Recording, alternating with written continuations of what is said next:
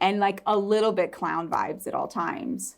And she was like, I'm shocked that you're like that, because when it's just Bestie and me, Really? she's the bubbly, happy one, and I'm the dry, sarcastic jerk. That is so interesting. And it's like, what just happened? So would you say like kids affect your, like your students? 1000%. Do you feel like? Wait, are we recording? We're recording. Yeah, we're recording. I didn't know that. Sorry, you know now.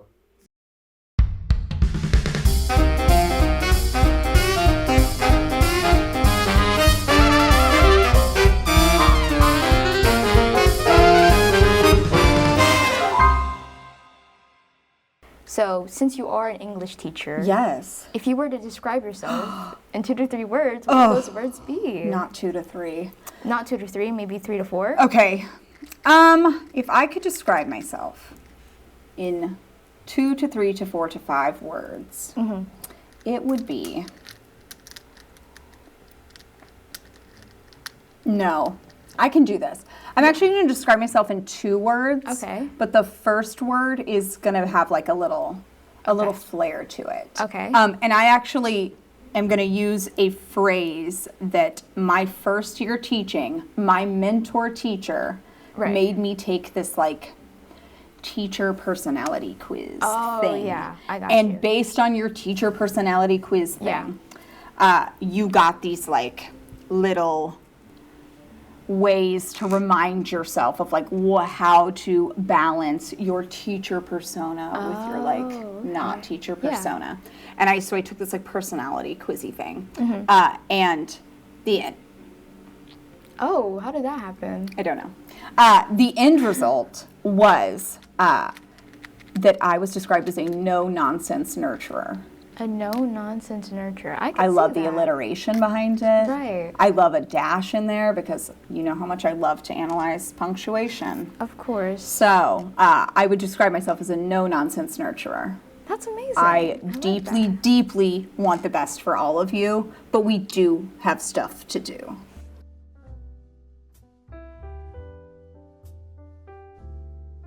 Your sense of style is something that does pique my interest. It's Wow. always, I am always so shocked to hear that because, like I said, I am usually trying to, at least gently, maybe even subconsciously now, wear the same things. So the idea that my style could even be noticed is kind of shocking to me. Really? I feel like there's so many things that kids note about teachers that teachers have no idea that you guys are noting. And the Yeah. things that I think you will note, Or yeah. like it never crossed your mind. Never crossed your mind. Listen. Yes, I think that is a very good album. I think that's a very good album. Yeah, I And agree. she ate. what did she eat? No, she like. She was cooking. Yeah. Or she got cooked. She cleared the plate. No, not the James plate. still laughed. Not the plate. James, stop laughing. She's helping me. Now I'll know. No. I don't understand slang. No. How can you be cooking and it be good, but you be cooked and it be bad? And you ate and it was good. You have some like maybe background. Okay, I'll just talk. So. Yeah. I didn't get it either, machine. I didn't get it either. It doesn't make any sense, machine. I finished my first bracelet. You already finished it? Well, I was. What does yours say? I said it says love. Mine says R.I.P. Polonius. Oh, I didn't know we were doing. Wait, we should have matched. I could have been like R.I.P. Claudius. Do we want Claudius to R.I.P.? I don't. I actually want everyone to R.I.P. Oh, and that. Like, to rest in peace, not to die. May you actually give me. James, don't laugh at me. Can James, don't laugh at me. The bag. Yeah, just the bag. You have to cut this. Yeah. That's fine. You have to cut this part. It's okay. We'll include it in the bloopers, perchance. Okay. Where I? Possibly. Okay. What do you mean yours says love and mine says R.I.P. Polonius? It's okay. It's juxtaposition. When you put two things side by side and you compare them, it shows their differences. Exactly. It's my favorite literary term. Exactly. It's my favorite.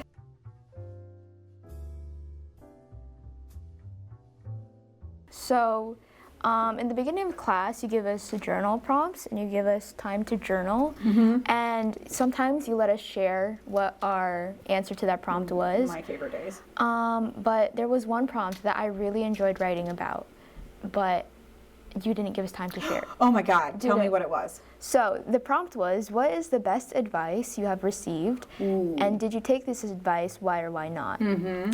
And so I thought now would be a good time to tell you my answer to that prompt. Please do. Okay, are you gonna say your one? Ready? Yeah. 1. Thank you. Okay, all right, so the best advice that I receive comes from my family, especially my mom. Yeah. I already talked about her, but she's just the best. I want to meet your mom.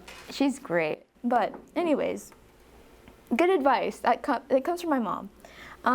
And so my mother has been talking to me about this Japanese concept called ikigai. And so, do you know what that means? No, tell me. Good. So to break the word down, iki means to live and gai means reason. And so to put it together, like it literally means reason to live. Oh my God. And so it's this concept of, pursuing a life that is filled with purpose and passion and happiness and to do the things that you really love.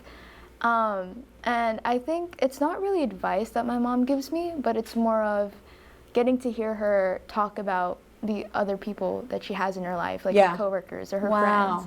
And then she'll be talking to me and she'll say, you see, Khloe, that's their ikigai. That's their drive. That's their purpose in life. Oh my gosh, that's so beautiful. Yeah, and I think that's such a beautiful thing to see how my mom can see people for that. Exactly. And oh my gosh, that's gorgeous. Yeah, and so my question, to bring it back to you, being a teacher is a very important role in people's lives. So how did you know that being a teacher was your ikigai, or how did you know that that was your passion and purpose? So one, that is such a beautiful idea. Yeah. Thank you for sharing that with me. I want to get to know your mom more based off of that, which is like, I feel like the most beautiful thing people can do, right, is share a story about someone that you love that makes me automatically love them and want to get to know them more. So one, thank you for sharing that. 2, I accidentally became a teacher.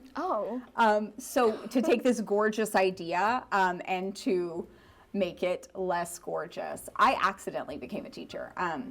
But there is also a word called serendipity, which is when something happens by happy accident.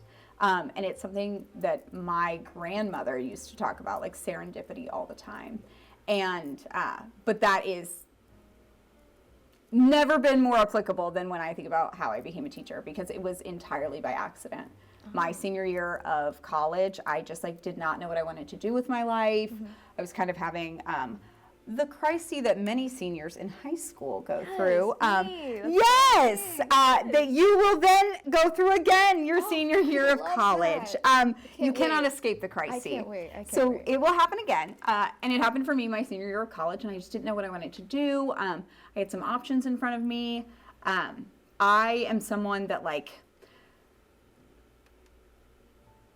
I don't like it when doors are closed for me. So I make it a point to try to keep doors open for myself.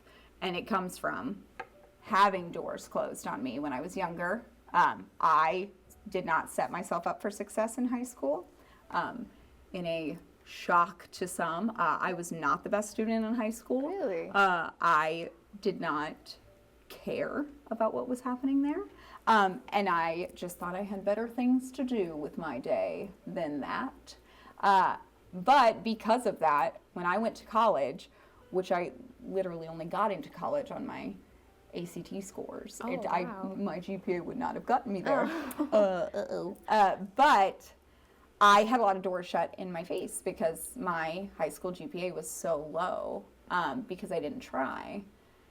And watching my friends, get into these organizations that they would have to apply for, and I would be denied because my GPA was so low. And I hated that. I hated it. And so I was like, okay, that's never going to happen again. So I got it together in college. And then I fear, just like we talked about earlier, that like overcorrection thing that I have with my personality. I fear that's what happened. I was like, I want all the options in front of me. So I applied to law school. I applied to PhD programs for history. I applied to PhD programs for political science. I applied to the Peace Corps. I applied to Teach for America, which is an organization that puts like campus leaders as teachers in high poverty areas, like places that cannot get teachers at all. So my senior year of college, I'm like, okay, what am I gonna do? I've got a few options in front of me. I've got law school, I've got a PhD program, I've got a Peace Corps placement for women's health in Malaysia. That's so cool. Wow.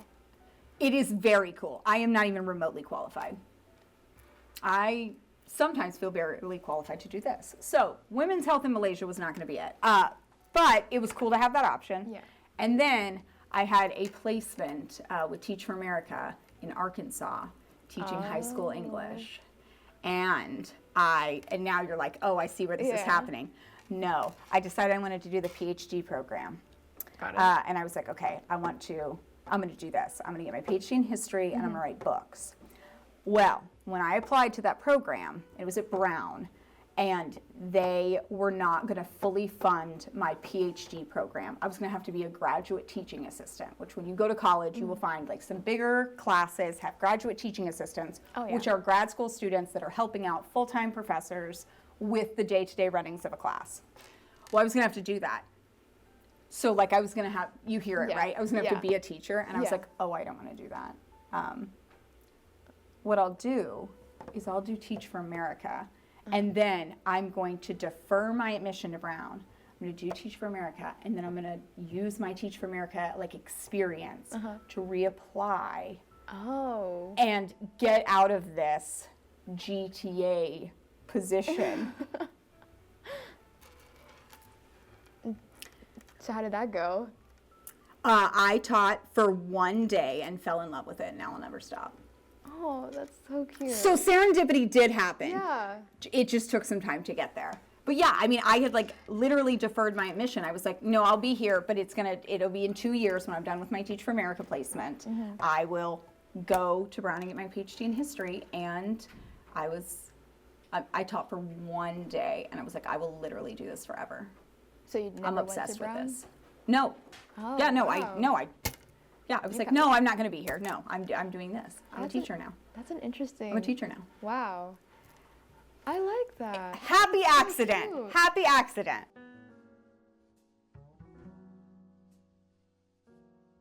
Thanks so much for doing this. This was so Thanks fun. for talking to me. Of We just course. yapped. Yes. And we ate that. We ate that. And we clocked We our cooked. tea. We cooked. We cooked. We clocked our tea. Well, we are cooking. We cooked in the past. We did something. All right. We awesome. did something. Thank you. Thank you. This is so cutie. I hope you get to do this with 10,000 teachers. Me too. Me too. This should be Fun. a virus You're the first one. or viral or whatever it is. You're the virus. It's Virus. gonna go virus. Go, virus guy. A virus. All right. I hope start